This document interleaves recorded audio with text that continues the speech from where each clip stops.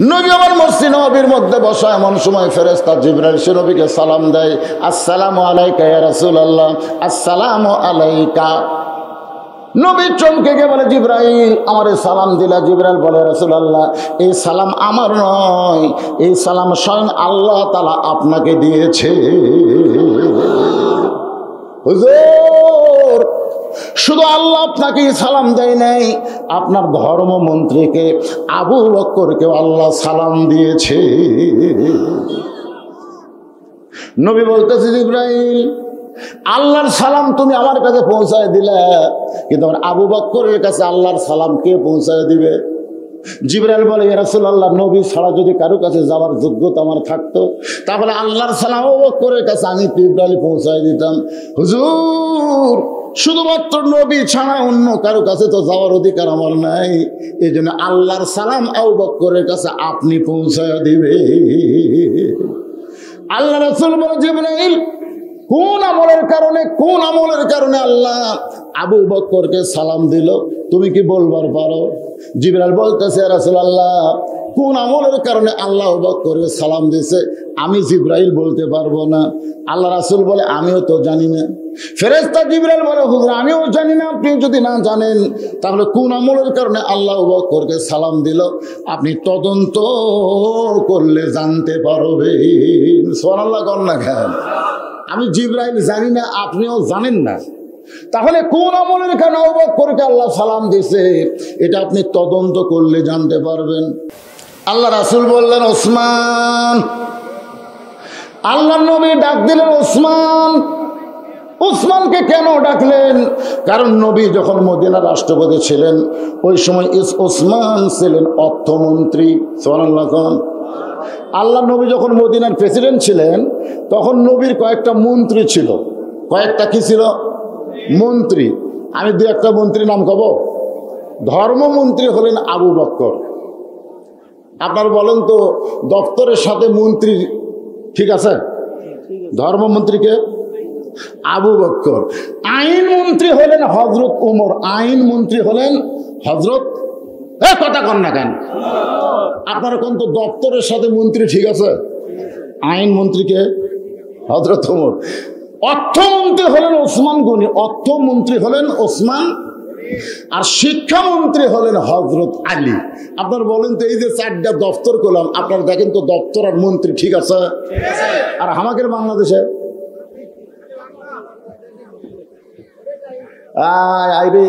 কোন দপ্তরের সাথে কোনো মন্ত্রী তাল মিলে না। দর্শন কথা ঠিক না?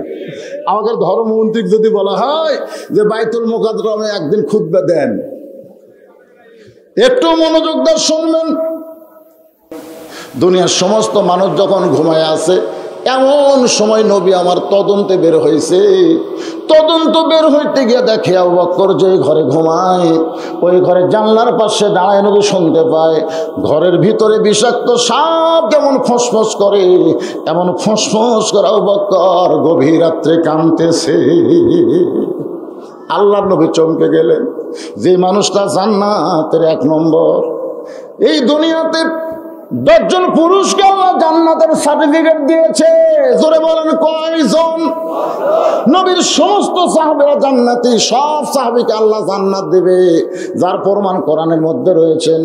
রাদিয়াল্লাহু আনহুম ওয়ারাদু আন যালিকা লিমান খাশিয়া রাব্বা। যাদের পিছনে রাদিয়াল্লাহ লেখা আছে তারা সকলকে আল্লাহ বিনা হিসাবে জান্নাত দিয়ে দিবে। তাই বলে দেওয়ানবাগি নাকি? এই শালা দেওয়ানবাগির মুরিদরা কয় রাদিয়াল্লাহ রাদিয়াল্লাহ। কে রে পাগলা, কার সাথে কি লাগাস রে? রাদিয়াল্লাহ শুধুমাত্র সাহাবীদের সামনে। সুবহানাল্লাহ কর না কেন? সাহাবী ছাড়া যারা নবীকে ঈমানের দৃষ্টিতে না দেখেছে তাদের পিছনে রাদিয়াল্লাহ লাগান যাবে না। এরপর থেকে এসে রহমতুল্লাহ আলাইহি। জোরে কোন কথা ঠিক কিনা? আর নবীদের হচ্ছে আলাইহিস সালাতু ওয়াস সালাম। আগের বাংলাদেশের কতগুলো ভক্ত অতি ভক্তি বোঝেন না? অতি ভক্তি কিসের লক্ষণ? এই চোরেরাই কিন্তু বেশি ভক্তি করে। আমি অনেক ওয়াজে বলছি ভাই 3টা জিনিস খুব খেয়াল করবেন। ডাক্তারের বইয়ের কোনদিন সিজার লাগে না। ডাক্তারের বইয়ের সিজার লাগবে না, কারণ নর্মালি বাচ্চা হয়। আর মৌলানার বাড়িতে কোনোদিন মিলাদ হয় না। আমাদের মতো মৌলবি যারা এর বাড়ির জীবনেও মিলাদ হয় না, কারণ এরা জানে মিলাদ পড়া একটা ফাও জিনিস, এটা করে লাভ কি? আরেকটা হলো পীরের বউ কোনোদিন মুরিদ হয় না, কারণ পীরের বউ জানে আমার পীর 1 নম্বর লুচ্চা, এর হাতে মুরিদ হয়ে লাভ নেই। আরে তোমরা যাকে বাবা বল ভক্তি করতেছ আর বই ওর হাতে মুরিদ হয়, খোঁজলা দেখো, কারণ জানে আমার পীর সাহেব মাঝে মধ্যে মুরিদের বইয়ের দিকে চোখ মারে, এই শালা লুচ্চার হাতে মুরিদ হবো। আর সেই লুচ্চাকে তোমরা বাবা বানাসা, বাবা কি রে বাবা, অসুবিধা হচ্ছে? আচ্ছা আলহামদুলিল্লাহ।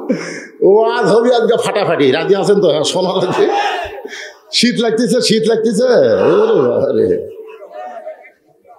আল্লাহর বান্দার একটু মনোযোগ দিবেন। আজান হচ্ছে এখন, আমাদের এশার নামাজ, এখানে এশার নামাজ হবে প্রতিদিনের তুলনায় 1.5 ঘন্টা পরে। অসুবিধা আছে? প্রতিদিন তো আপনারা এই সময় পড়ছেন, কয়টা বাজে? 7:30। 3 ওয়াক্ত নামাজের সময় এতই কম ভাই। এই আসর থেকে মাগরিব সময় কম, আবার মাগরিব থেকে এশা খুবই সময় কম। ধরে কোন কথা ঠিক কিনা? কিন্তু 2 ওয়াক্ত লম্বা সময়, একটা হলো এশা থেকে ফজর, একটা ফজর থেকে জোহর। এশার নামাজ রাত 12টা পর্যন্ত পড়া যাবে। রাসূল বলেছেন দেরি করলে আমার উম্মতেরা কষ্ট পাবে, এজন্য এশার নামাজ আমি দেরি করে পড়ি নাই। তবে দেরি করে পড়াটা আমি নবীর জন্য খুব ভালো লাগে। সাল্লাল্লাহু আলাইহি। এটা কি প্রতিদিন হবে না খালি আজকে? খালি আজকের দিনে হবে। এই মসজিদ, যে মসজিদের মাহফিল, এই মসজিদে আপনারা মাইকে আজান দিয়েন না। এই মসজিদের আজানটা অন্তত মুখে হয়ে যায়, অসুবিধা নেই। আচ্ছা কয়টায় পড়ার বিষয় পরে হাত বান্ধে? 9:30 খাড়াই করে কি কয় না কয়, একটা কথার সাইজ নাই করে বা। একটা বক্তা শোনেন 10টার সময় ওইটা 12টা পর্যন্ত ওয়াজ করলে জনগণ যায় কয় 12টা পর্যন্ত ওয়াজ করলো রে হুজুর, 12টা পর্যন্ত ওয়াজ করলো। এর হুজুর উঠছে কয়টা যায়? 10টায় উঠে 12টা পর্যন্ত 2 ঘন্টা ওয়াজ করছে। আর আমি আজকে উঠছি 6টায়। 8টার সময় যদি ছাড়ি, এটা একটা ওয়াজ হলো, উঠলো নামলো, উঠলো কে রে পাগলা। 6টা থেকে 8টা কয় ঘন্টা হয়? একই তো হলো রে। তাই বলে আমি 8টার সময় শেষ করবো তাই তা না, একটা কথার কথা রে ভাই।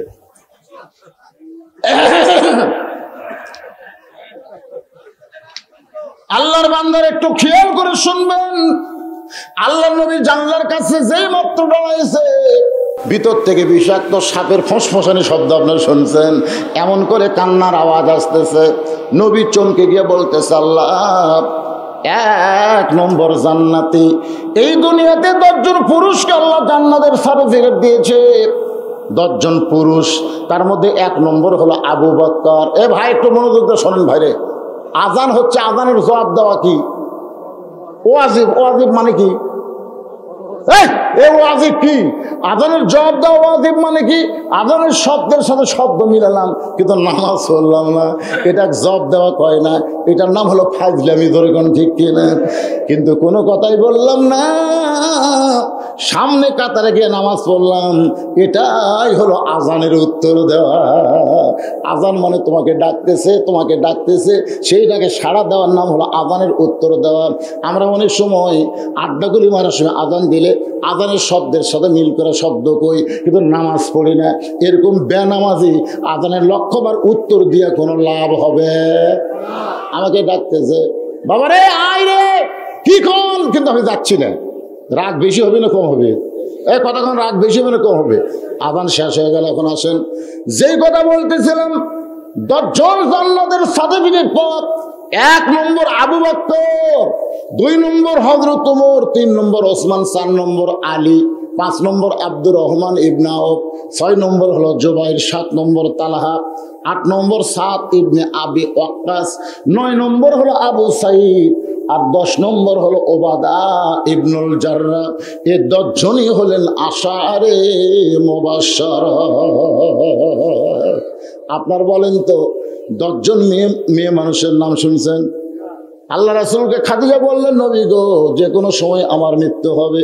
হুজুর, আমি মরে যাওয়ার পর আমার খবর কি? রাসূল খাদিজার কপালে একটা চুমা দিলেন। আমার মায়েরা যারা আছেন একটু মনোযোগ দিয়ে শোনেন। রাসূল খাদিজার কপালে চুমা দিয়ে বলেন, খাদিজা, এই দুনিয়াতে 10 জন পুরুষকে আল্লাহ জান্নাতের সার্টিফিকেট দিয়েছে, আপনি শুনলে আশ্চর্য হবেন, 10 জন নারীকেও আল্লাহ জান্নাতের সার্টিফিকেট দিয়েছে। আল্লাহর নবী বললেন পুরুষের মধ্যে 1 নম্বর হলো আবু বকর, আর নারীদের মধ্যে 1 নম্বর হলো খাদিজাতুল কুবরা। খেয়াল করে শোনেন, পুরুষের মধ্যে 1 নম্বরকে, এ কথা কর না কেন, 1 নম্বরকে, আর নারীদের মধ্যে খাদিজাতুল কুবরা। সঙ্গে সঙ্গে খাদিজা মুচকি মুচকি হাসতেছে। রাসূল বলে খাদিজা হাসেন কেন? বলে রাসূলুল্লাহ এতদিন পর্যন্ত এই খবর কেন গোপন রাখছিলেন? আজকে যখন শুনতে পাইলাম আমি জান্নাতের 1 নম্বর, তখন আমার মনটা বড় খুশি খুশি লাগতেছে। রাসূল বলে খাদিজা আপনি যদি জান্নাতের 1 নম্বর হন, তাহলে জান্নাতের 2 নম্বর কে হলে ভালো হয়? পুরুষের মধ্যে 2 নম্বর ওমর, তাহলে জান্নাতি নারীদের মধ্যে 2 নম্বর কে হলে ভালো হয়? খাদিজা বলতেছে রাসূলুল্লাহ আমার উপর যদি আপনি দায়িত্ব দেন তাহলে ফাতেমা 2 নম্বর হলে ভালো হয়। আমার কলিজার টুকরা ফাতেমাকে আল্লাহ যেন 2 নম্বরে রাখে। রাসূল মুস্কি হেসে বলেন খাদিজা আল্লাহ আপনাকে 4টা মেয়ে দিছে, রোকেয়া, জায়নাব, কুলসুম আর ফাতেমা। আপনি অন্য 3টা মেয়ের কথা না বলে সরাসরি ফাতেমার কথা কেন বলতেছেন? খাদিজা দৌড়ে এসে নবীর কপালে একটা চুম্বন দিয়ে বলে ইয়া রাসূলুল্লাহ আপনি আল্লাহর নবী, আপনি হলেন বাবা, সন্তানের ব্যাপারে বাবার চাইতে মায়ের অনেক বেশি জানা। হুজুর আপনি বাবা হয়ে বুঝতে পারবেন না, মা বুঝতে পারে কোন সন্তান কেমন। আমার 4টা মেয়ের ভিতরে ফাতেমা হলো 1 নম্বর। তখন নবী ফাতেমা যখন আমার পেটের মধ্যে ছিল আমি বুঝতেই পারি নাই, কষ্ট অনুভবই নাই। ফাতেমা যখন জন্ম নিয়েছে আমি দেখেছি ফাতেমা পর্দার ভিতরে জন্ম নিয়েছে। রাসূল মুস্কি মুস্কি হাসে আর বলে খাদিজা আপনার ফাতেমা কিন্তু জান্নাতি নয়, আপনার ফাতেমা কিন্তু জান্নাতি নয়। খাদিজা বলে হুজুর ফাতেমা যদি জান্নাতি না হয় তাহলে ফাতেমার খবর কি? আল্লাহর নবী বললেন জান্নাতি নারীদের নেত্রী, সমস্ত জান্নাতি নারীদের নেত্রী হবে ফাতেমা। খাদিজা চোখের পানি বের করে বলে রাসূলুল্লাহ সর্বপ্রথম আমি ঈমান গ্রহণ করলাম, সর্বপ্রথম আমার যত সম্পদ ছিল আমি সব আল্লাহরে দিয়ে দিলাম। এরপরে আমি হলাম 1 নম্বর জান্নাতি, আর আমার মেয়েকে আল্লাহ খাতুনে জান্নাত জান্নাতি নারীদের নেত্রী বানালো। কারণ কি? রাসূল বললেন 2টা কারণ, 1 নম্বর কারণ আর 2 নম্বর কারণ। খাদিজা বলে রাসূলুল্লাহ এই 2টা কারণ কি আপনি বলবেন না? আল্লাহর নবী বললেন খাদিজা 1 নম্বর কারণ হলো আপনি কত বছর বয়সে ঈমান গ্রহণ করেছেন? বলে 55 বছর বয়সে ঈমান গ্রহণ করেছি। আল্লাহ রাসূল বলে খাদিজা ঈমান গ্রহণ করার আগে আপনি কি ছিলেন? খাদিজা বলতে হুজুর আমি কাফের ছিলাম। আল্লাহ নবী বলে খাদিজা আপনার হায়াতের জীবনের 55 বছর কুফরি হারে কাটাইলেন, এখন বলেন আপনার কলিজার টুকরা ফাতেমা কত বছর কুফরি হালে কাটাইছে? খাদিজা বলতেছে জান্নাতি জান্নাতি আমার ফাতেমা জান্নাতি হয়ে জন্মগ্রহণ করেছে। রাসূল বললে দেখেন 1 নম্বর কারণ আপনি ঠকে গেলেন, এখন 2 নম্বর কারণ বলেন। ও খাদিজা আপনার নাকের সাইজ কেমন, মুখের সাইজ কেমন, গায়ের রং কেমন, এটা দুনিয়ার কত পুরুষ বলতে পারে? আপনি কি হিসাব দিবার পারবেন? খাদিজা বলে নবী গো 40 বছর বয়সে আপনাকে যখন স্বামী বলে স্বীকার করলাম ওই সময় মক্কার সবচাইতে ধনবতী রমণী ছিলাম। এই ধনবতীর পিছনে কারণ হলো অনেকগুলো ব্যবসা বাণিজ্য আমার ছিল, এগুলো চালাইতে গিয়া হাজার হাজার পুরুষের সঙ্গে আমার লেনদেন করতে হয়েছে। আল্লাহ রাসূল বলে খাদিজা লেনদেন করতে গিয়া খবর কি? বলে আমার নাকের সাইজ, আমার মুখের সাইজ, আমার গায়ের রং দুনিয়ার বহু পুরুষ বলতে পারবে। আল্লাহ নবী বলেন খাদিজা এখন আপনি বলেন ফাতেমার নাকের সাইজ কেমন, ফাতেমার মুখের সাইজ কেমন, ফাতেমার গায়ের রং কেমন, এটা দুনিয়ার কত পুরুষ বলতে পারে? খাদিজা কান্দার বলে নবী গো আমার ফাতেমা পর্দানিশী। রাসূল বলতে খাদিজা আপনি পর্দার আর কি দেখলেন? আপনি পর্দার কিছুই বুঝবেন না। আমি নবী হিসেবে বলতেছি জন্ম শুধু পর্দার মধ্যে ফাতেমা নিবে না, এই পর্দার মধ্যেই ফাতেমা বড় হবে। আবার পর্দার ভিতরে ফাতেমা এই দুনিয়া থেকে বিদায় নিবে। গভীর রাত্রে হযরত আলীকে বুকের মধ্যে নিয়ে ফাতেমা কান্দের বলে, স্বামী গো, আপনি শুনলে কষ্ট পাওয়া চলবে না। কি বলবো ফাতেমা? ফাতেমা বলে, আজকে গভীর রাত্রে আমার মৃত্যু হবে, আজকে গভীর রাত্রে আমার মৃত্যু হবে। কারণ সবসময় আল্লাহকে বলতাম, আল্লাহ আমার পর্দাকে তুমি কবুল করো, পর্দার মধ্যে আমার মৃত্যু দিও। আল্লাহ আমার দোয়া কবুল করেছে, আজকে গভীর রাত্রে ফাতেমার মৃত্যু হবে। গাছের গোড়া কাটলে গাছটা যেমন ঠাস করে পড়ে যায়, হযরত তেমনি পড়ে গেলেন ঘরের মাজায়। ফাতেমার স্বামীর মাথাটা উড়াতে নিয়ে মুচকি একটা হাসি দিয়া কপালে চুম্বন দিয়ে বলতে, স্বামী গো, আমি রাত্রেবেলা মরে যাব, আর আপনি এমন করে কেন কাঁদতেছেন? আপনি হলেন একজন বীর, আপনি হলেন একজন বড় আলেম, আপনি কি বিশ্বাস করেন না এই দুনিয়া থাকার জায়গা না? এই দুনিয়াতে যারা আসবে তারা যাওয়ার কথা লিখে দিয়ে আইছে, রিটার্ন টিকিট নিয়ে আইছে গো স্বামী। এই দুনিয়া থাকার জায়গা না, এই দুনিয়া থেকে যাইতে হবে, আসলে যাইতে হবে। তুমি যত বড় বিল্ডিং করো, যত বাড়ি ঘর করো, যতই সহায় সম্পত্তি করো, কিছুই তোমার থাকবে না। একদিন তোমাকে এতিম হয়ে দুনিয়া ছাড়া লাগবে। ধরে বলেন কথা ঠিক কিনা? মিশে মায়ায় বন্দিরে থাইকা, সবাই বলেন, মিশে মায়ায় বন্দিরে থাইকা করলাম কত খেলা, পশ্চিমে তাকিয়া দেখো তোমার জীবনের ডুইবা গেলা। আমি চলে যাওয়ার পর আমার 3টা চাওয়া পূরণ করা লাগবে। আলী কান্দের বলে, গরিব ছিলাম বলে দুনিয়ার জীবনে কিছুই চাইলা না, মরে যাওয়ার পরে কি চাইবা? বলে 1 নম্বর চাওয়া হলো রাতের অন্ধকারেই আমাকে দাফন করা লাগবে। আমি রাতের অন্ধকারে মরে যাব, আর দিনের বেলা আমার কবর দেবেন। আমার কবর দুনিয়ার মানুষ দেখলে বুঝবে ফাতেমা কয় ফুট লম্বা ছিল, এই জন্য রাতের অন্ধকারে কবর দেওয়া লাগবে। আমার 2 নম্বর চাওয়া হলো আমার কোনো জানাজার ব্যবস্থা করবেন না। লক্ষ মানুষের দোয়া ফাতেমার দরকার নাই, ফাতেমা খালি আপনার দোয়া চায়। কারণ স্বামী যদি দোয়া করে, ওই বইয়ের জন্য আল্লাহ 8টা জান্নাতের দরজা খুলে ধরে। দুনিয়ার সব মানুষ যদি বলে ফাতেমা ভালো, আর আপনি যদি বলেন ভালো না, ওই সব মানুষের দোয়া দিয়ে ফাতেমার কোনো লাভ হবে না। আর দুনিয়ার সব মানুষ যদি বলে ফাতেমা খারাপ, আর আপনি যদি বলেন ভালো, এক স্বামীর সার্টিফিকেটে ফাতেমার 8টা জান্নাতের দরজা খুলে গেল। আমার 3 নম্বর চাওয়া হলো আমার লাশটা কিন্তু খাটনিতে তুলবেন না, কারণ খাটনি কান্দে নেওয়ার 4 জন মানুষ লাগবে। আমি ফাতেমা হিসাব করে দেখলাম 4 জন মানুষ আমার দুনিয়াতে নাই। আমার বাবা যদি থাকতো, মরা মেয়ের লাশের খাটনি বাবা কান্দে নিবার পারতো। আমার হাসান হোসেন যদি বড় হইতো, মায়ের লাশের খাটনি কান্দে নিবার পারতো। আমার হাসান হোসেন এত ছোট, বাবা 6 মাস আগে দুনিয়া থেকে বিদায় নিছে। ওগো স্বামী কান্দে করে নিয়ে যাবে। জান্নাতুল বাকির পূর্ব কোণায় সবুজ রঙের একটা বাতি জ্বলতেছে, ওই বাতি বরাবর আমাকে দাফন করবেন। দাফন করার পর হযরত আলী আল্লাহকে বলতেছে, আল্লাহ আমার ফাতেমাকে তুমি কবুল করো। যেই দোয়া করেছে সঙ্গে সঙ্গে সবুজ রঙের বাতিটা কে যেন নিভে দিল। তাকায় দেখে সামনে কয়েকটা পুরাতন কবর দেখা যায়। আলী বলতেছে, এই মাত্র ফাতেমার কবর দিলাম, সেই নতুন কবর গেল কোন জায়গায়? জান্নাতুল বাকির মধ্যে আলী দৌড়ায় বলে, ফাতেমার কবর, ফাতেমার কবর। কে যেন বলে, আলী রে, ফাতেমা পর্দানিশী। আমি আল্লাহ জোহরা ডিগ্রি দিয়া ফাতেমার কবরটাকে কিয়ামত পর্যন্ত পর্দা করে দিয়েছি। লিল্লাহে তাকবীর। আমার মায়েদের জন্য আমার ওয়াজ হলো, মা এই পর্দা, এই পর্দা, এই পর্দা ছাড়া যত আমল করে একটাও কবুল হবে না। পর্দার মধ্যে আমল কম করলেও আল্লাহ কবুল করবে। ধরে কোন ঠিক কিনা? আমার মায়েদের জন্য একটু পর্দার ওয়াজ করে দিলাম। এখন আসেন যে কথা বলতেছিলাম, আল্লাহ রাসূল বলে আবু বকর হলো 1 নম্বর জান্নাতি। ধরে কোন কয় নম্বর? সেই মানুষটা ঘরের মধ্যে এমন করে কান্দে কেন? কান্দার কারণ কি? নবী আর কিছুই বললেন না।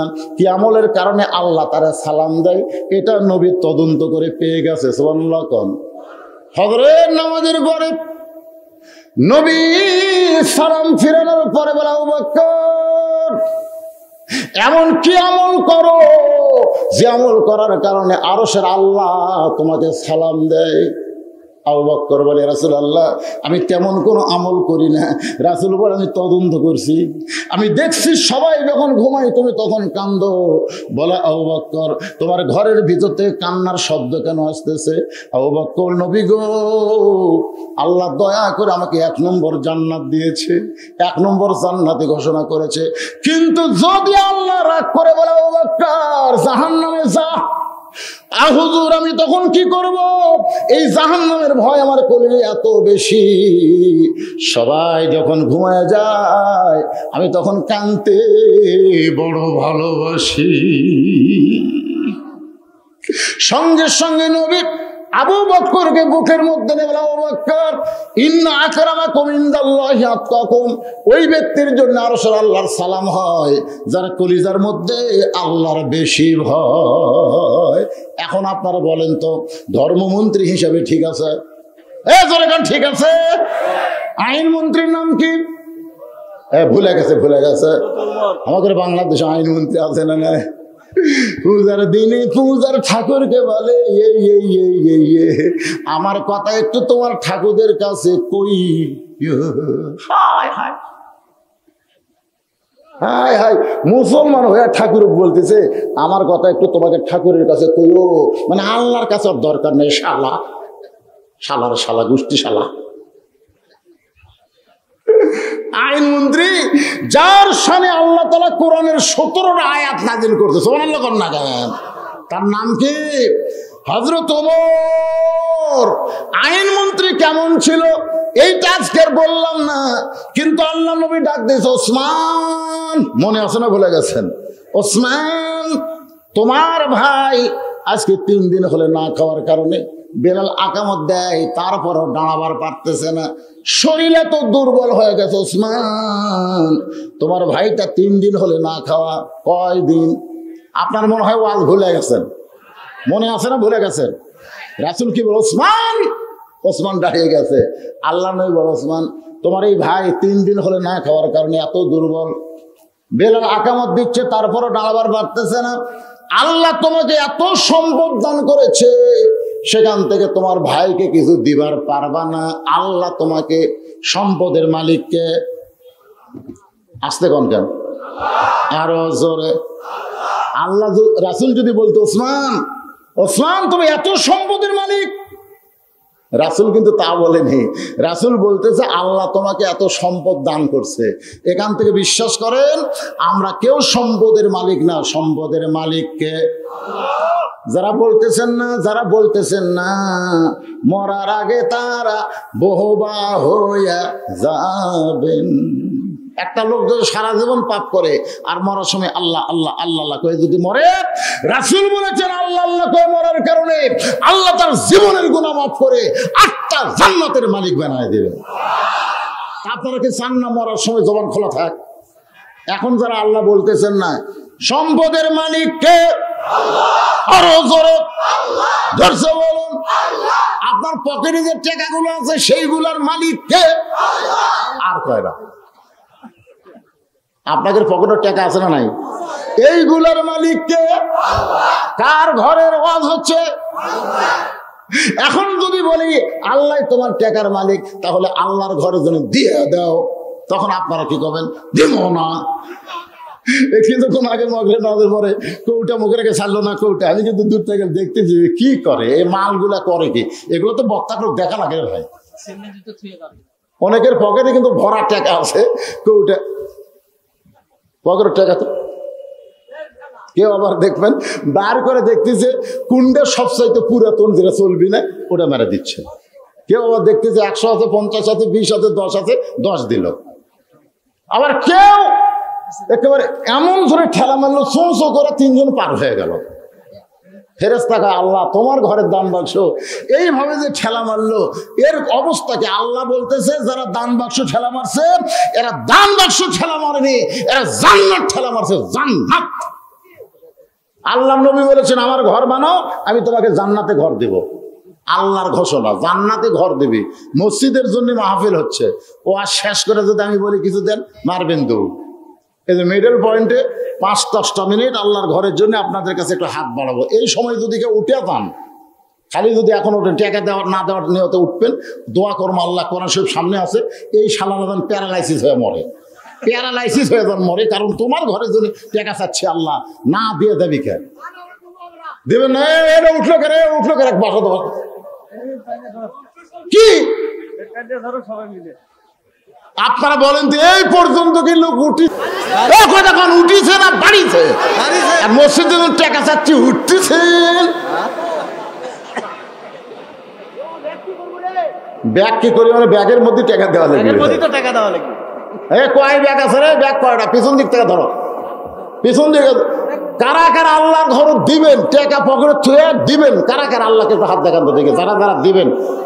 এ কে কে তুলতেছে না দেখেন তো, দেখেন তো হাত কে তোলে না? এ টান টান করে তোলা পারেন না, হাত নামান। কারা ওই কোবা মসজিদ 2 রাকাত নামাজ পড়লে একটা ওমরা হজের সওয়াব আল্লাহ দিয়ে দেয়। জোরে কোন সুবহানাল্লাহ। মেয়র সাহেব 20,000 টাকা দিবে, মেয়র সাহেব আজকের মাহফিলের প্রধান অতিথি 20,000 টাকা। ধরে বলেন মারহাবা। আল্লাহ তার দানকে কবুল করেন, বিপদ আপদ মুসিবত থেকে তাকে আল্লাহ হেফাজত করেন। জোরে কোন আমিন। আল্লাহর বান্দারা একটু মনোযোগ দিয়ে শুনবেন। জায়গাটা নবীর পছন্দ হলো। আবু বকরকে বললেন, নবী আবু বকর এই সুন্দর জায়গাটা কার? আবু বকর বলে, রাসূলুল্লাহ আমি তো আপনার সঙ্গে মক্কা থেকে মদিনায় আইছি, এই জায়গাটা কার আমি কেমনে বলবো? নবী একজন মদিনার আনসারকে জিজ্ঞাসা করলেন, এই জায়গাটা কার?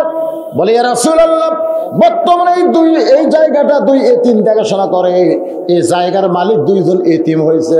আল্লাহ রাসূল বললেন, ওই 2টা এতিমকে আমার কাছে নিয়ে আসো। ছোট ছোট 2 জন এতিম বাচ্চাকে নবীর সামনে নিয়ে যাওয়া হলো। নবী বললেন, জায়গাটার মালিককে? বাচ্চা 2 জন কালে বারবার আসমানের দিকে আঙ্গুল তোলে। ধরে কারণ সুবহানাল্লাহ। আল্লাহ রাসূল বলে, এই সুন্দর জায়গার মালিককে? 2 এতিম বাচ্চা বারবার আসমানের দিকে আঙ্গুল তোলে। বলে, রাসূলুল্লাহ জায়গার মালিক হচ্ছেন আল্লাহ, আমরা হলাম দেখাশোনা করি। সুবহানাল্লাহ কবেন না কেন? আল্লাহ রাসূল বলেন, নানার জন্য 500 টাকা দান করেছেন নাতি, আল্লাহ নানার কবর জান্নাতের টুকরা বানায় দেন। এটা দিছে না দিবে? তো নাম তো বললাম নাকি? বলেননি। 2 নম্বর ডাক্তার, 1 নম্বর কয়, 2 নম্বর কয়? কোন পৃষ্ঠপোষকতায় 1 নম্বর জনাব মোহাম্মদ আসলাম মিয়া সাহেব, নগদে 10,000 টাকা। ধরে বলেন মারহাবা, লিল্লাহু আকবার। এইরকম যারা দানবীর আছেন একটু দেন ভাই, আপনাকে যখন দোয়া করি ওয়াজ করি। মাশাআল্লাহ। যেটা বলতেছিলাম, আল্লাহ নবী বলেন এই জায়গাটা আমার অত্যন্ত পছন্দ। 2 এতিম বাচ্চা বলতেছেন, 2 এতিম বাচ্চা বলতেছেন কি হবে? নবী বললেন, এই জায়গায় আল্লাহর ঘর হবে, এর বিনিময়ে তোমরা কি চাও? 2টি এতিম বাচ্চা দেখেন, 2 এতিম বাচ্চা বলতেছে, রাসূলুল্লাহ এর বিনিময়ে আমরা জান্নাত চাই। কি চাই? আরো জোরে। সঙ্গে সঙ্গে রাসূল বললেন, কেউ যদি মসজিদে একটা ঘর বানায় দেয়, আল্লাহ তাকে জান্নাতে একটা ঘর উপহার দিয়ে দিবে। সেই মসজিদের জন্য টাকা চাওয়া হচ্ছে, পকেটে টাকা দিয়ে দিবেন না। এই টাকা কিন্তু ডাক্তার খাবে, এই টাকা ডাকাত খাবে, এই টাকা হঠাৎ অ্যাক্সিডেন্ট হয়ে আপনার কাছ থেকে চলে যাবে। এই জন্য আল্লাহর ঘরে দেন। দুনিয়ার ব্যাংকের লেখা, বাংলাদেশের ব্যাংকের টাকা লুট হবার পারে, কিন্তু আজকে যেই টাকা দেবেন এই টাকা লুট হবে না। এই টাকা জান্নাতের ব্যাংকে আল্লাহ অ্যাকাউন্ট করে দিবে। যারা দেবেন এখানে এসে লিখে দেবেন, অসুবিধা নাই। আর আমি ওয়াজ করি মসজিদ কমিটির সহ সেক্রেটারি সাহেব 1,000 টাকা দান করছে, আল্লাহ দান কবুল করেন। কিন্তু মসজিদ কমিটির সহ সেক্রেটারি দিল, সেক্রেটারি নাই। ও আচ্ছা আচ্ছা, ছেলে এসে দিবি, তার মধ্যে বাপ ভাগ বাস আছে, যাক ভালোই আছে। এখন বাপেরা তো সব সময় লাগে আছে। বাবা উমরা করবার গেছে, সুন্দরভাবে উমরা যেন করতে করতে পারে। আপনার নাম কি? আজিজুল হক সাহেব ৫,০০০ টাকা দিয়ে দোয়া চাই বাবার জন্য। আমরা দোয়া করি সুন্দরভাবে আবার যেন ছেলেদের কাছে বাবা ফিরে আসতে পারো আমরা করে, সবাই বলে আমিন। ৫,০০০ টাকা দান করলো, আল্লাহ দানকে কবুল করেন। কেরে মসজিদ কমিটির সভাপতি সাহেবকে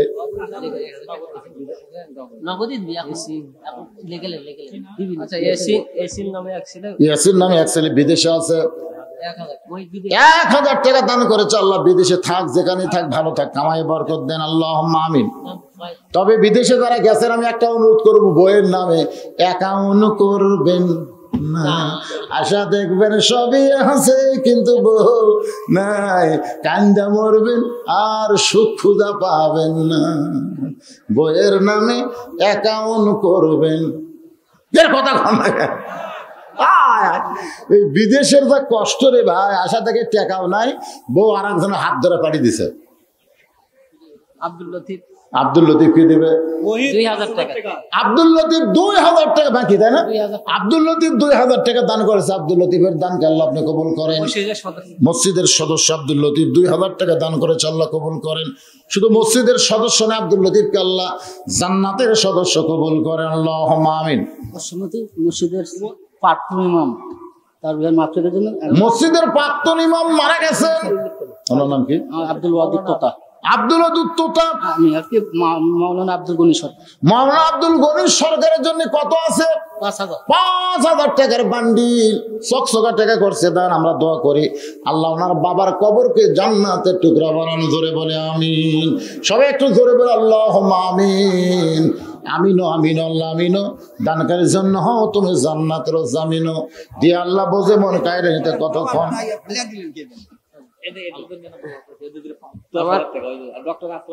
ডক্টর আসলাম মিরাজ জন্য দোয়া করলাম, দোয়া করছি বাদান। আবার আখের মনোজাতে দোয়া হবে। কার জন্য দোয়া চাই? মহিবকে দিল, বিদেশে থেকে ৫,০০০ টাকা দান করছে নগদে। আল্লাহ মহিবের দানকে আল্লাহ আপনি কবুল করেন। আচ্ছা ঠিক আছে, আলহামদুলিল্লাহ। এভাবে আপনার লিখে দেন, আমি বাকি কথাটা বলি ভাইজান।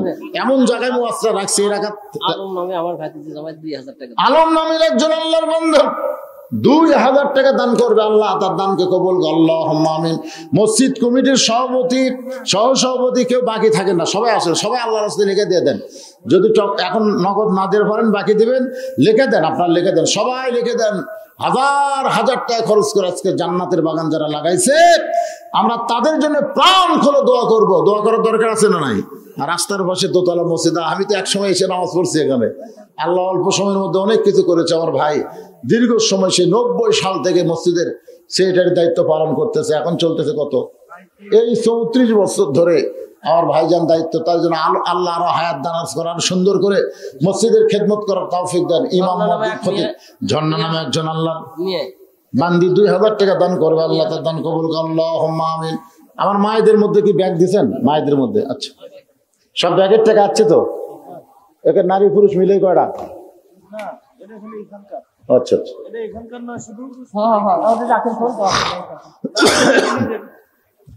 সবাই একটু জিকির করেন, লা ইলাহা ইল্লাল্লাহ, লা ইলাহা ইল্লাল্লাহ, লা ইলাহা।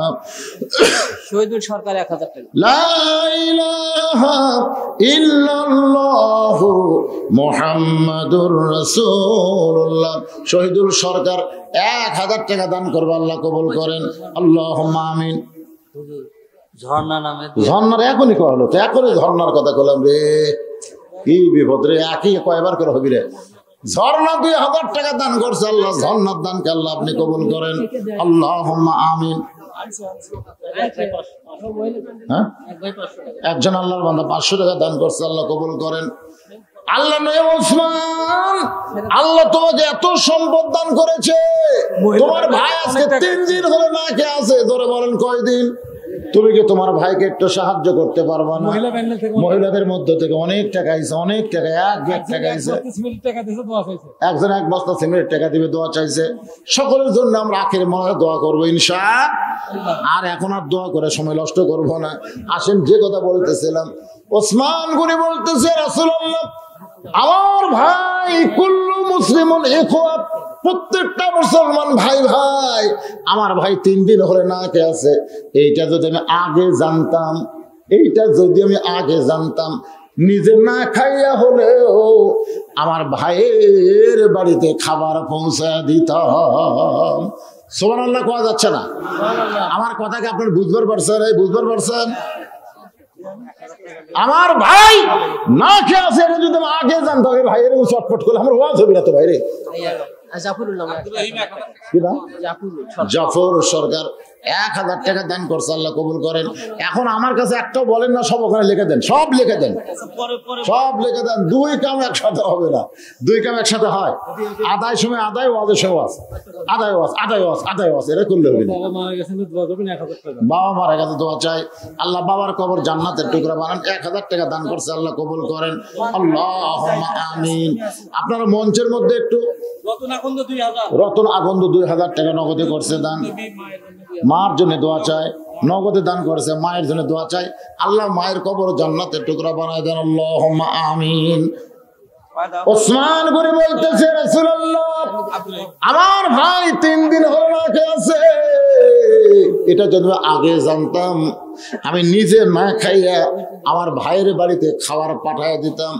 আপনার বলেন তো, অর্থমন্ত্রী ওসমান গনি যে কথা কইছে, মুখের সাথে তার কথা আমলের মিল আছে? মিল আছে? এখনকার মন্ত্রীরা যে কথা কয়, এই মুখের কথার সাথে আমলের কোনো মিল? কেমন ওসমান গনি অর্থমন্ত্রী? শোনেন, শোনেন, একটু সামান্য শুনলেই বুঝতে পারবেন। নবীর কাছে একজন গরিব সাহাবী এসে কাঁদতেছে আর বলতেছে, রাসূলুল্লাহ হুজুর আপনি যদি পারেন আল্লাহর রাস্তায় আমাকে একটু সহযোগিতা করেন। সঙ্গে সঙ্গে নবী এভাবে জুব্বা তুললেন। সাহাবী তাকায় দেখে ক্ষুধার জ্বালায় নবী পাথর পেটে বেঁধে বসে আছে। সাহাবী ফুপায় ফুপায় কান্দে। রাসূল বলে, কান্দো কেন? বলে, রাসূলুল্লাহ আমি আর যতটুকু হবে তার সাথে বেশি অভাব নিয়ে আপনি বসে আছেন হুজুর। আমি এখন পর্যন্ত পেটে ক্ষুধা নিয়ে হাঁটাহাঁটি করতেছি, আপনি পাথর বান্ধা বসে আছেন। হুজুর আল্লাহর রাস্তায় আমাকে মাফ করবেন। রাসূল বলতেছে, তোমার কাছে আমি মাপ চাইতেছি না, তুমি আমার কাছে কেন মাপ চাবা? বরং আমি তোমাকে এমন একটা কথা বলি, তুমি তার কাছে যাও। বলে, হুজুর সেইটা আবার কে? বলে, আমার ওসমান। ওসমানের কাছে যাও। নবীর কথা মতো গরিব সাহাবী ওসমান গনির দরবারে গেছে। সন্ধ্যার সময় গিয়া দেখে ওসমান গনির ঘরে একটা বাতি জ্বলতেছে। তখন তারা কারেন্টের বাতি ছিল না, তখন ছিল ল্যাম্পো বাতি, তেলের বাতি। ওসমান গনি শোলটা টাইনা টাইনা বাতির আলো কমাইতেছে। গরিব মনে মনে কয়, আমার বাড়িতে আর চাইতে বেশি বাতি জ্বলে, আমি কোনোদিন আলো কমাই না। এমন কৃপণের কৃপণ যে নিজের বাতির আলো কমায়, সে কোনোদিন গরিবকে দান করবে না। নবীর কাছে গিয়ে বলতেছে, রাসূলুল্লাহ হুজুর আপনি দিবার পারেন না, ঠিক আছে, কিন্তু এমন কৃপণের কাছে আমার কেন পাঠালেন? রাসূল বলে, তুমি কি তোমার অভাবের কথা কইছো? বলে, পরিবেশ দেখে বলার সাহস পাই নাই। আল্লাহ নবী আবার যাও। নবীর কথা ওসমান গনির দরবারে পরদিন সকালবেলায় গরিব গিয়ে দেখে ওসমান গনি যেই বালিশে মাথা দিয়ে ঘুম পাড়ছে, ওই বালিশের কোনা ফাইটা সামান্য তুলে ঘরের মধ্যে পড়ে গেছে। ওসমান গনি তুলে গনি খুঁটায়া খুঁটায়া ওই বালিশের খোলের মধ্যে তুলতেছে। গরিব মনে মনে কয়, এর চাইতে বেশি তুলে যদি আমার ঘরের মধ্যে পড়তো, আমি শামটা দিয়ে ঝাড় দিয়ে ফেলে দিতাম। কিন্তু এই বেটা এমন কৃপণের কৃপণ, সামান্য তুলেগুলো খোটায় খোটায় বালিশের খোলের মধ্যে ঢোকাই। নবীর দরবারে গিয়ে বলে, রাসূলুল্লাহ আপনি দিবার পারবেন না, ঠিক আছে, কিন্তু এমন কৃপণের কাছে আমার কেন পাঠালেন? রাসূল বলে, তুমি কি তোমার অভাবের কথা কইছো? বলে, পরিবেশ দেখে বলার সময় পাই নাই। রাসূল বলে, আবার যাও। নবীর কথা মতো গরিব সাহাবী আয়েশা থেকে ওসমান গনি সকালবেলায় খালি গায়ে বসে আছে। ওসমান গনির গায়ে কোনো কাপড় নাই, একটা জুব্বা ভাবে ওপর দিকে তুলেছে, কয়েক জায়গায় ছিঁড়ে গেছে। এই ছিঁড়া জুব্বাটা সেলাই করবে ওসমান গনি, নিজেই সেলাই করবে, কিন্তু সুঁয়ের মধ্যে সুতা ঢোকাবার পারতেছে না। গরিব সাহাবী দূর থেকে তাকায় দেখে ওসমান গনি এভাবে সুই ধরে সুতা এই দিক দিয়ে যায়, এই দিক দিয়ে যায়, কিন্তু সুয়ের ছিদ্রের মধ্যে ঢোকে না। গরিব মনে মনে কয়, কৃপণ রে, আল্লাহ তোর এত সম্পদ দিছে, 1000 জুব্বা বানাইলে কিছুই হবে না, দর্জির কাছে দিলেই জুব্বা সেলাই করে দিবে। কৃপণ নিজেই সেলাই করবি, চোখের পাওয়ার নাই, সুয়ের মধ্যে সুতা কেমনে ঢুকবে? কিছুক্ষণ দেখতে দেখতে গরিব বিরক্ত হয়ে বলে, ওসমান ভাই কয়? সঙ্গে সঙ্গে ওসমান বলে আসসালামু আলাইকুম ভাইজান। গরিব বলে ওয়ালাইকুম আসসালাম। ও ভাই খবর কি? বলে রাস্তা দিয়ে যাচ্ছিলাম, সুইয়ের মধ্যে সুতা ঢোকাবার পারতেছেন না, এই কাজটা যদি আমি করে দেই। ওসমান গনি বলতেছে ভাইজান আমার খুব উপকার হয়। গরিব সুই হাতে নিয়ে সুতা ঢোকায় ওসমান গনির হাতে দিছে। ওসমান গনি খপ করে গরিবের হাত ধরে বলে ভাইজান সকাল থেকে সুইয়ের মধ্যে সুতা ঢোকাবার পারতেছি না, তুমি সামান্য সময়ের মধ্যে সুতা ঢোকায় দিলে, তুমি আমার চাইতে অনেক ধনী, তুমি আমার চাইতে অনেক ধনী। গরিব পাই আর কি মারেন, ইয়ার কি মারেন, আমি কেমনে ধনী হলাম? বলে আমি চোখের দিক দিয়ে গরিব রে, চোখের দিক দিয়ে তুমি অনেক ধনী। অনেক ধনী মানুষের সামনে খাবার টেবিল ভরা, ধনী মানুষ খেলে চায় দেখে, গোস্তে যাবে হাড়ের অসুবিধা হবে, দই খাবে মিষ্টি খাবে ডায়াবেটিস বেড়ে যাবে। গরিব সাইড থেকে কয় লাড়িস চাড়িস খাবার পারিস না, আমার সামনে দিয়ে দেখ খাওয়া কারে কয়। গরিব খাবার পরে টাকা নাই, আর ধনীর টাকা আছে খাওয়া নাই। 3 তারা বাড়িয়েছি রুম, ধনী ঘুমের ট্যাবলেট খায় ঘুমাবার পারে না, আর গরিব ভটভটির উপর নাক ডাকা ঘুমায়। জোর কথা ঠিক কিনা? মানে গরিব ভটভটির উপর নাক ডাকতেছে, আর ধনীর ঘরের তলে ভটভটি তো কেড়ে আমার ঘুম ধরে না, বড়ি খায়, নিচে কোন রাজা ঘুমায়, আগে থেকে ভটভটি ঘুমাচ্ছে। আয় আয় ধনী কামদারকে আল্লাহ আমার বাড়ি আছে ঘুম নেই, আর আর বাড়ি নেই ঘুম আছে। আল্লাহ কি বুঝতেছেন? ওসমান গনি বলে ভাইজান এই যে সুয়ের মধ্যে সুতা ঢুকে দিলাম, এর বিনিময়ে তুমি কি নিবা? গরিব মনে মনে কয় তোর মতন কৃপণ মানুষ দুনিয়াত নাই, আর সামান্য সুয়ের মধ্যে সুতা ঢুকাইলাম, কি দিবি? আমার হাতটা ছেড়ে দাও, হাতটা ছেড়ে দাও। ওসমান গনি ডাক দে বলে ম্যানেজার। সঙ্গে সঙ্গে ম্যানেজার বলে হুজুর খবর কি? বলে আমার এই ভাই সুয়ের মধ্যে সুতা ঢুকাইয়া দিয়া আমার ছেঁড়া পাঞ্জাবি সেলাই করার সুযোগ করে দিল, এর বিনিময়ে আমার ভাইকে 100 উট দিয়া দাও। গরিব বলে হুজুর কি কইলেন? সামান্য সুয়ের মধ্যে সুতা ঢুকাই দিলাম, তার বিনিময়ে 100 উট দিবেন। ওসমান বলে ম্যানেজার আমার ভাইকে 200 উট দিয়া দাও। গরিব বলে হুজুর কি কইলেন? সামান্য সুয়ের মধ্যে সুতা ঢুকাইলে 200 উট আমারে দিবেন। ওসমান বলে ম্যানেজার ফার্মে কত উট হবে? বলে 2000-এর কিছু বেশি হবে। ওসমান বলে সব উট আমার ভাইকে দিয়া দেয়। গরিব বলে হুজুর তোর হাত করে আর বাড়াবেন না, আর বাড়াবেন না। সামান্য সুয়ের মধ্যে সুতা ঢুকাইয়া দিলে বিনিময় যে 2000-এর মতো উট দেন, তাহলে পরপর 3 বার আমি কি দেখলাম? ওসমান গনি বলে ভাইজান কি দেখছো? বলে আলো বেশি, আপনি সলতা কমাইয়া দিলেন। সামান্য আলো বেশি বলে আপনি সলতা টাইন আলো কমাইয়া দিলেন। দেখলাম বালিশ পরে তুলা পড়ে গেছে, ওই তুলা খুঁটাইয়া খুঁটাইয়া বালিশের মধ্যে ঢুকাইলেন। জুব্বা ছিঁড়ে গেছে, সেলাই করবেন। ওসমান বলে ভাই রে 3 বার যেটা দেখছো তার নাম হলো দুনিয়া, 3 বার যেটা তুমি দেখছো তার নাম হলো দুনিয়া, আর যেটা তোমারে দিলাম সেইটার নাম হলো আখিরাত। এই দুনিয়ার আলোর দরকার ওসমানের নেই, এই দুনিয়ার আলামের বারিশের দরকার ওসমানের নাই, এই দুনিয়ার ভালো পাঞ্জাবির দরকার ওসমানের নাই। ওসমান হলো আখিরাতের কাঙ্গাল।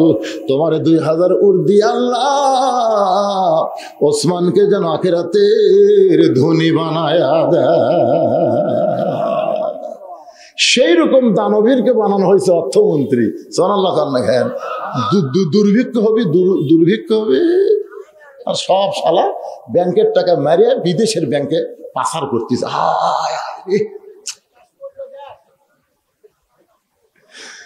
একটা টাকাও নাই ভাই রে, হাই রে হাই রে।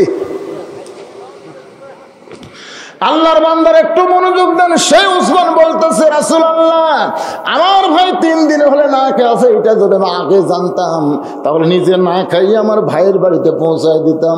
রাসূল বলেন এই দুর্বল সাহাবী, আজকের মতো তুমি বসে বসে নামাজ পড়ো, আজকের নামাজটা তুমি বসে বসেই পড়ো, কারণ তোমার শরীরে কি নাই? এ ধরে কান কি নাই, শক্তি নাই। তাই বলে বলেন নাই যে চেয়ারে বসো, কারণ চেয়ারে বসা আর বসা দুইটা কিন্তু এক না। আপনি দাঁড়াবার না পারলে আপনি বসবেন, চেয়ারে চলবে না। আল্লাহর সামনে চেয়ার চলবে না, কারণ নামাজ কার সামনে? এ কতক্ষণ কার সামনে? আল্লাহর সামনে। এই জন্য আপনি বসা পড়েন, কিন্তু চেয়ার চলবে না। আল্লাহ নবী বললেন বসা পড়ো। নামাজ শেষ হয়ে গেলে ওসমানের কাছে যাবে। আল্লাহ রাসূল বলতেছেন নামাজ শেষ হয়ে গেলে ওসমানের কাছে যাবে, ওসমান এমন দেওয়া দিবে আর তোমাকে না খেয়ে থাকা লাগবে। সাহাবী ছোট বাচ্চার মতন কাঁদতেছে। আল্লাহ রাসূল বলে কান্দো কেন? নামাজ শেষ হয়ে ওসমানের কাছে যাবে, ওসমান এমন দেওয়া দিবে তোমার না খেয়ে থাকা লাগবে না, কান্দো কেন?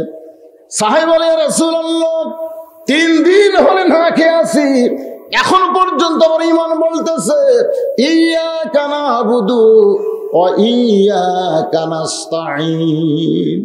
আমি বসে থাকা নামাজ পড়তেছি, 3 দিন হলে না খাওয়া, ধরে কোন কয়দিন? এখন পর্যন্ত আমার ঈমান বলতেছে আল্লাহ দিবে, ধরে কোন কে দিবে? যতক্ষণ পর্যন্ত আমার ঈমান বলবে আল্লাহ দিবে, ততক্ষণ পর্যন্ত আমি না খাইয়া মরে যাব।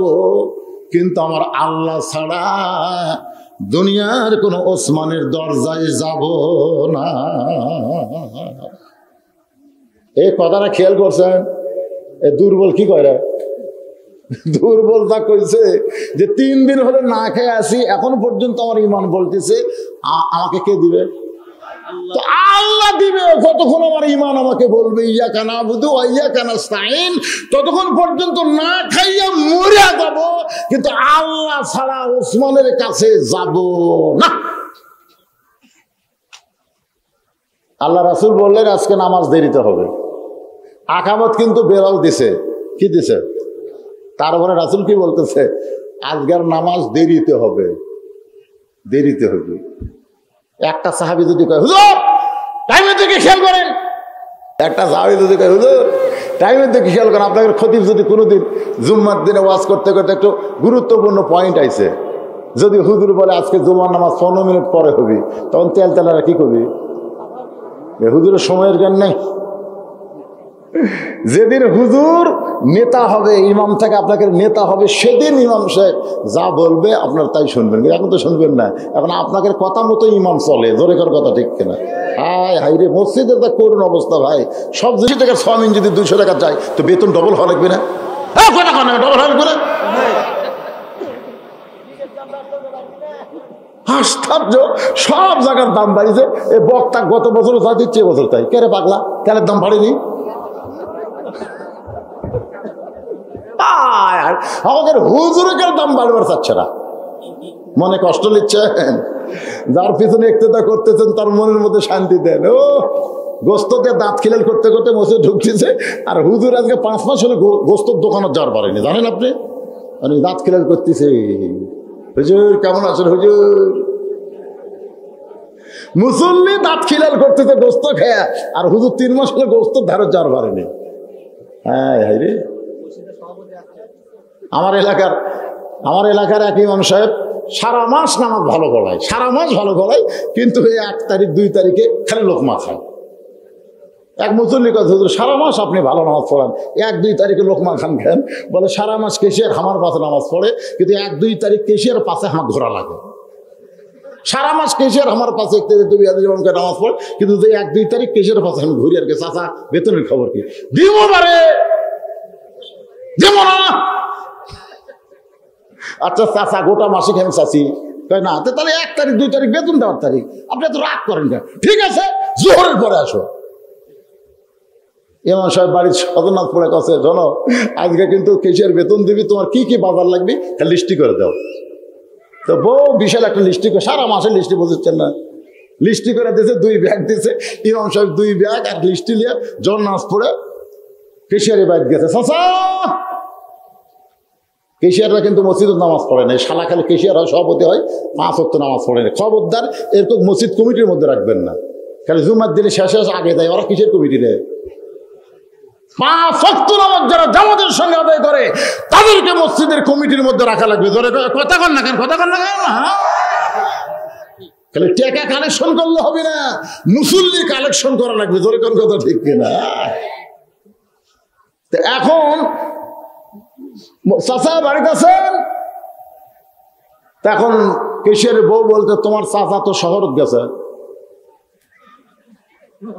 ইমাম কাইকারে জোহরের পরে বেতন ধর কথা, চাচা শহরত কেন? চাচি চাচা কখন আসবে? বলে ভয়রা হাসপাতালে আছে, না আসবার নাও পারে। ইমাম কয়েকের 2 ব্যাগ বাজারের তালিকা আমার পকেটত প্রধানমন্ত্রী বাড়ির থেকে করে দিল, এখন যদি বেতন না পাই কি হবে? চাচি বলতো তোমরা হুজুরা খালি খাই খাই করো কাবারে, আজকে টাকা না দিলে আগামীকাল দিবে, অসুবিধা আছে? ইমামের দুঃখ খেয়ে বলছে ওই ব্যাগ মেম্বারের বলতে তিলটা পকেটে তো আসর নামাজের সময় আছে, নামাজ শুরু করেছে। 1 রাকাত নামাজ পড়াইছে, ভালোই পড়াইছে, 2 রাকাত ভালো পড়াইছে, 3 রাকাত যখন গেছে তখন মিন শারিল ওয়াসওয়াসিল খান্নাস, ভিতরে খান্নাস বলে হুজুর বউ কিন্তু বাড়ির বটি লিয়ে বসে আছে, সারা মাসের বাজার কখন বাড়ি যাবে? হুজুর চিলটা তো পকেটে থাকলো, হুজুর ব্যাগ নম্বরের উপরে বাড়ির যে বউ বসে আছে, আজকে মরিচ পিসপি হুজুর। হুজুর ওই বাজারের দিকে খেয়াল গেছে, ওটা কয় রাকাত নামাজ আর মনে নেই, 3 রাকাত না 4 রাকাত, কোনটা করি কি করি বসে গেছে। যেই বলছে ভাই 1 হাত মাস হলে যারা লোকমা দেবার পারেনি ওরা খালি চামচে আছে, বুঝলেন না, চামচত আছে। একজন লোকমা দিলেই হবে, 14 জন। আল্লাহু আকবার। ইমাম কাঁপতে কাঁপতে লাভ দিয়ে উঠছে, আল্লাহ রে আল্লাহ রে। হ্যাঁ ভাইজান, আল্লাহর বান্দারা একটু মনোযোগ দিয়ে শুনবেন। আল্লাহ নবী বললেন আজকে নামাজ দেরিতে হবে, এই কথা বলে নবী মেহরাব থেকে বের হয়ে ওই দুর্বল সাহাবীর দিকে রওনা দিয়েছে। মেহরাব থেকে দুর্বল সাহাবী ডান সাইডে বসে আছে। নবী যখন মেহরাব থেকে বের হবে এমন সময় হযরত ওমর নবীর জুব্বা টেনে ধরলেন। নবীর জুব্বা এভাবে বিনয়ের সাথে জুব্বা ধরে বললেন, ইয়া রাসূলুল্লাহ আপনার জুতার পরশে আল্লাহর আরশ ধন্য হয়ে যায়। হুজুর আপনার জুতার পরশে আল্লাহর আরশ ধন্য হয়ে যায়, আপনি দুর্বল সাহাবীর কাছে কেন যাবেন? হুজুর আপনি বলেন, আপনি যদি চান ওরে আমি ধরে আপনার কাছে আনতে পারি। ইয়া রাসূলুল্লাহ হুজুর আপনি যাবেন না, বরং আমি দুর্বলকে আপনার কাছে নিয়ে আসতেছি। আল্লাহ রাসূল মুসকে হাই দিয়ে বলে, ওমর তুমি খালি দুর্বল দুর্বল বলতেছ। ওমর তোমার 2 চোখ দেখে দুর্বল দেখতেছে, আসলে সে দুর্বল না, একবার চোখ বন্ধ করে দেখার চেষ্টা করো।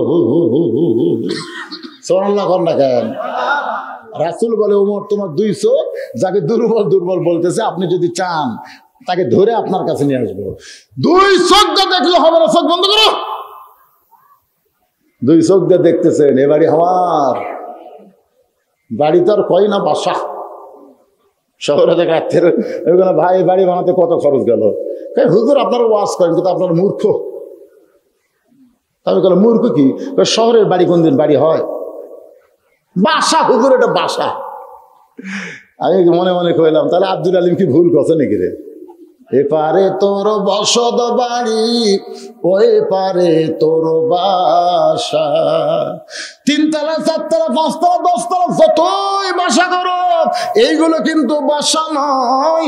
আব্দুল আলিম একজন মরমী গায়ক, কোরআনের গান এভাবে গাইল, এ পাহাড়ে তোর বসত বাড়ি, ওই পারে তোর বাসা।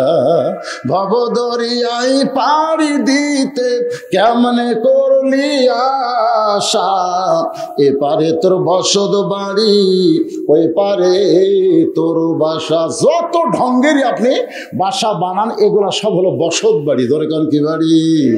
আর বাসা হলো আমার আল্লাহ আপনাদের জন্য বানায় দিছে, সে বাসার নাম হলো জান্নাত। ফাদখুলি ফি ইবাদি ওয়াদখুলি জান্নাতি। সঙ্গে সঙ্গে হযরত ওমর চোখ বন্ধ করেছে। চোখ বন্ধ করে থর থর করে কাঁপতে কাঁপতে হয়তো উমর মসজিদে নববীর মধ্যে পড়ে যায়। সাহাবীরা বললেন, ইয়া রাসূলুল্লাহ, উমরের কি হলো? রাসূল বললেন, একটু ধৈর্য ধরো, একটু ধৈর্য ধরো। কিছুক্ষণ পরে উমর ফারুক যখন হুঁশ ফিরে পাইছে, রাসূল বলে, উমর কি দেখলা? যেটা দেখার পরে কাঁপতে কাঁপতে তুমি পড়ে গেলে? আল্লাহ রাসূল, উমর বলতেছে, ইয়া রাসূলুল্লাহ, হুজুর, আমি দুইটা চোখ বন্ধ করার সঙ্গে সঙ্গে ইত্তাকু ফিরাসাতাল মুমিনিনা ফাইন্নাহু ইয়ানজুরু বিনুরিল্লাহ, আমি নূরের চোখটা তাকায় দেখি ওই দুর্বল সাহাবীর ঈমান এত পাওয়ার, এত পাওয়ার। সুবহানাল্লাহ খান, ঈমানের পাওয়ার আছে না নাই? এজন্য আমার সঙ্গে সকলে 2 মিনিট একটু বলবেন, খুব বেশি হলে 2 মিনিট লাগবে। সবাই বলেন, ঈমানের দাবি যদি কোরবানি হয়, সেই দাবি ঘরে বসে থাকা নয়। ঘরত বসে থাকে বাংলাদেশের জুলুম নির্যাতন কোনোদিন দূর করা যাবে? তাহলে সকলে আমার সঙ্গে মন মন গুনগুন করে বলবেন, ঈমানের দাবি যদি কোরবানি হয়, সেই দাবি ঘরে বসে থাকা নয়। ঈমানের দাবি হলো কিছু বিনিময়, সেই বিনিময় যদি জেল জুলুম হয়। ঈমানের দাবি হলো কিছু বিনিময়, সেই বিনিময় যদি ফাঁসির মঞ্চে যেতে হয়। ঈমানের দাবি হলো কিছু বিনিময়, সেই বিনিময় যদি কলিজার ঘাম হয়, সেই ঘাম দিতে যেন তৈরি থাকি। ওগো দয়াময় আমার আল্লাহ দয়াময়, ঈমানের দাবি হলো অগ্নি শিখা বাতিলের বিরুদ্ধে। ঈমানের দাবি হলো অগ্নি শিখা বাতিলের বিরুদ্ধে জ্বলতে শিখা। সে আগুনে জ্বলে জ্বলে, সে আগুনে জ্বলে জ্বলে দিব ঈমানের পরিচয়। ঈমানের দাবি বাতিলের সঙ্গে আপোষ করানো। আল্লাহর বান্দার একটু মনোযোগ দেন। ওমর বলতেছে, রাসূলুল্লাহ, আমি ইয়ানজুরু বিনুরিল্লাহ, নূরের চোখটা তাকায় দেখি ওই দুর্বল সাহাবীর ঈমানটা এত পাওয়ারফুল। রাসূল বললেন, কেমন পাওয়ার? বলে, ওই দুর্বল সাহাবীর ঈমানটা যদি আসমানে লটকানো হয়, সূর্যের চাইতেও বেশি আলো দিবে। লিল্লাহি তাকবীর, ফালিয়াবুদু রব্ব হাযাল বাইত আল্লাযী আত'আমাহুম মিন জু'ইন ওয়া আমানাহুম মিন খাউফ। আজকের আলোচনা শুনে কি মনে হলো? নামাজ পড়া লাগবে? সব সমস্যার সমাধান দিয়ে দিবে নামাজ। আল্লাহ কোরআনে বলেছে, ইন্নাস সালাতা তানহা আনিল ফাহশাই ওয়াল মুনকার, একমাত্র নামাজই পড়ে মানুষকে যাবতীয় খারাপি থেকে বাঁচাই দিতে। ভাইজান, আল্লাহুম্মা আনতাস সালাম ওয়া মিনকাস সালাম তাবারাকতা ইয়া যাল জালালি ওয়াল ইকরাম। আয় আল্লাহ, গোবর্ধনপুর কেন্দ্রীয় মসজিদকে লক্ষ্য করে আজকের এই জান্নাতের বাগান, আল্লাহ মেহেরবানি করে আজকের মাহফিল আমাদের সকলের হেদায়েতের জন্য কবুল করো। আল্লাহ, এই মাহফিল লাগাইতে গিয়ে তোমার বান্দারা হাজার হাজার টাকা খরচ করেছে। আল্লাহ, তোমার মসজিদকে সৌজন্য বানায়া মেহেরবানি করে আজকের মাহফিল সকলের হেদায়েতের জন্য, নাজাতের জন্য, জান্নাতের জন্য কবুল করে নাও। এই মাহফিলের শুরু থেকে শেষ পর্যন্ত যত আলোচনা হয়েছে আল্লাহ, এর মধ্যে যদি ত্রুটি হয়, ভুল হয়, মাফ করে দিও। এর যা হাদিয়া মঞ্জুর করো সোনার মদিনায় নবী পাকের রওজা মুবারকে আল্লাহ কবুল করে নাও। तमाम আম্বিয়ায়ে কেরাম, আসহাবে কেরাম, তাবিঈনে কেরাম, তাবিঈনে কেরাম, तमाम পৃথিবীর মাটির নিচে যত মুমিন মুমিনা আছে আল্লাহ সকলের আরওয়াহ পরে হাদিয়া কবুল করো। মাওলা গো, আমরা যারা হাত তুলেছি আমাদের জনম দুঃখনী মা যাদের কবরে চলে গেছে, ছোট্ট একটা শব্দ হলো মা। এ নামের কি মধু, যাদের মা নাই তারাই বুঝতেছে। এই দরদের মা যাদের কবরে চলে গেছে, আল্লাহ মেহেরবানি করে মায়ের কবরটাকে জান্নাতের টুকরা বানায় দাও। বাবার বাড়িঘর সবই আছে, আমি সহ আমরা যারা বাবা হার এতিম হয়ে গেছি, আল্লাহ মেহেরবানি করে বাবার কবর জান্নাতের টুকরা বানিয়ে দাও। আমাদের দাদা দাদি নানা নানা আত্মীয় স্বজন শ্বশুর শাশুড়ি যাদের কবরে গেছে, আল্লাহ কবরবাসীদের তুমি মাফ করে দাও। আল্লাহ এই মসজিদকে কিয়ামত পর্যন্ত কবুল করো। মসজিদ কমিটির সভাপতি, সহসভাপতি, মসজিদ কমিটির সেক্রেটারি, সহ সেক্রেটারি, আল্লাহ কেশিয়ার সদস্য, কত সুন্দর করে মসজিদ গড়ায় তুলেছে। আরো সুন্দর করার জন্য আজকে নগদে বাকিতে যারা দান করেছে, কারো নাম প্রকাশ হয়েছে, কারো নাম এখনো বলা হয় নাই। আল্লাহ যারাই দান করেছে তুমি তো সবই জানো। আল্লাহ সকলের দানগুলোকে জান্নাতের বিনিময় হিসাবে কবুল করো। আমার মায়েরা পর্দার অন্তরাল থেকে দান করেছে, আল্লাহ আবেদা সালিয়া পর্দা নিজে কবুল করে মা ফাতেমার চরিত্র দান করে দাও। আমাদের মধ্যে যারা অসুস্থ আছে, আল্লাহ সুস্থ করে দাও, অবকে বসন করে দাও।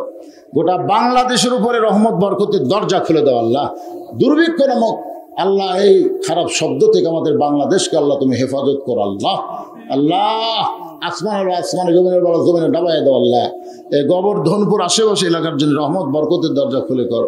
আল্লাহ কবুল। আজকের মাহফিলের সম্মানিত সভাপতি, আজকের মাহফিলের সহসভাপতি, আজকের মাহফিলের প্রধান অতিথি, আজকের মাহফিলের বিশেষ অতিথিবৃন্দ, আজকের মাহফিলের পৃষ্ঠপোষক, আজকের মাহফিলের আল্লাহ যারা উপদেষ্টা মণ্ডলী, আল্লাহ সকলকেই তুমি জান্নাতে কবুল করে নাও। আল্লাহ আল্লাহ যুবকদেরকে 5 ওয়াক্ত নামাজ কবুল করো। আজকে মসজিদের খতিব, মসজিদের ইমাম সহ আল্লাহ সকলকেই তুমি মাফ করে দাও। আল্লাহ যে পথে চললে খুশি হবে সেই পথে চলার তৌফিক দিও। শয়তানের ধোঁকা, নফসের ধোঁকা থেকে আল্লাহ তুমি আমাদের হেফাজত করো। সুবহান রাব্বিকা রাব্বিল ইজ্জাতি আম্মা ইয়াসিফুন ওয়া সালামুন আলাল মুরসালিন ওয়ালহামদুলিল্লাহি রাব্বিল আলামিন। লা ইলাহা ইল্লাল্লাহু মুহাম্মাদুর রাসূলুল্লাহ।